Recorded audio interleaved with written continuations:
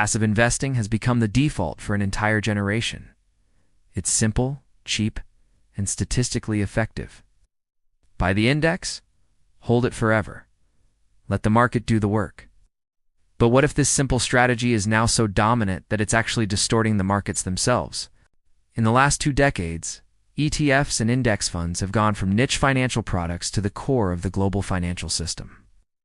Over 50% of all U.S. equity assets are now passively managed. But beneath the surface, critics warn we are building a fragile system. This process creates accurate valuations, but in passive investing, there is no price discrimination. An ETF that tracks the S&P 500 buys every company in the index, good or bad, in proportion to its market cap. ETFs trade like stocks, so investors assume they can get in or out anytime. The illusion of smooth exit vanished. Only massive central bank interventions prevented a meltdown. 3 firms, BlackRock, Vanguard, and State Street, now control over 80% of all passive fund assets. Who gets to shape corporate strategy in a world dominated by passive flows? Are these companies too big to fail? That's trillions of dollars funneled into index-based strategies controlled by a handful of companies. When everyone buys everything, prices disconnect from fundamentals. Market cap-weighted indices overweight the biggest, most expensive stocks, like Apple, Microsoft, and Nvidia, and underweight everything else. This creates a system where the largest stocks get bigger, simply because they already are big. If panic hits and everyone hits the sell button at once, it could create a cascading effect. And because there's no fundamental price analysis involved, the sell-off could be brutal and indiscriminate. When everyone believes they can get out at the same time, and the door narrows, disaster follows. These firms hold major voting rights in nearly every large public company.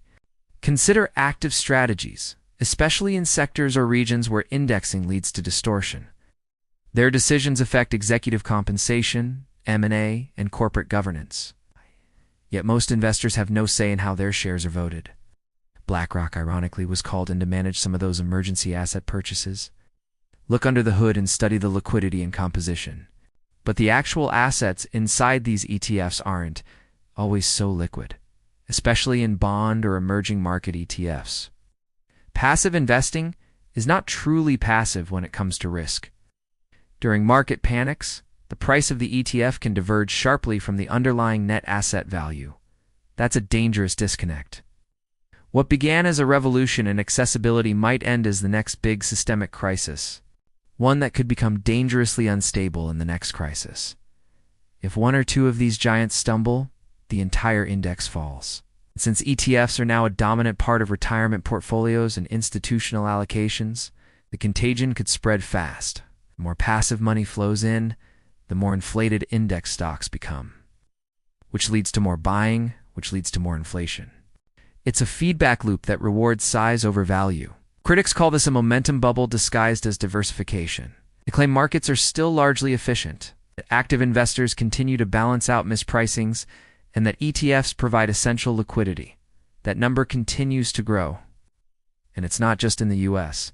Global ETFs now hold trillions of dollars, with BlackRock, Vanguard, and State Street controlling the majority of these assets.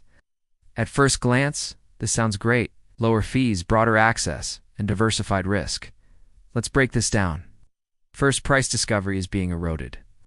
In traditional markets, active investors evaluate individual stocks, pricing them based on fundamentals, risk, and outlook.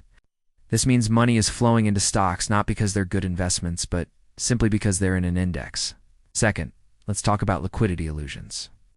This happened during the 2020 COVID crash. Several corporate bond ETFs traded at huge discounts to NAV. Liquidity evaporated. Third, concentration of power.